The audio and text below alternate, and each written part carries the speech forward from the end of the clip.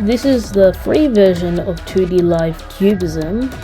The functions are limited, but I've made a decent model that I like. She can also only move her head, but that's not the app's fault, that's just me being scared. Overall, I think this free model is pretty good. This model right here was $45. I genuinely thought I needed the paid version to make a good model, but in truth, it's all about skills. We can round this down to experience, art, and problem solving.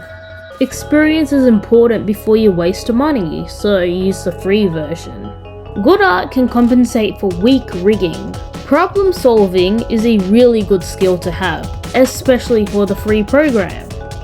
The free version has a lot of limitations, such as only allowing 30 parameters, so you're gonna want to cut corners.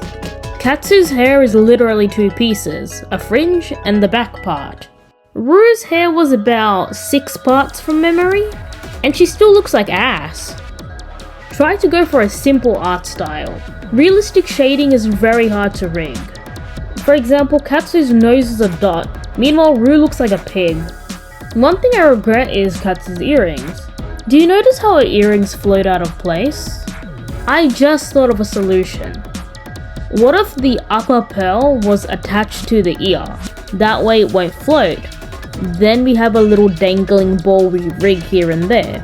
It's okay if the ball looks out of place because it's not attached to anything but a string. And we don't draw the black string because Katsu's hair covers it up anyway. That's problem solving. Overall, I think you can make a very good model with the free version of 2D Live.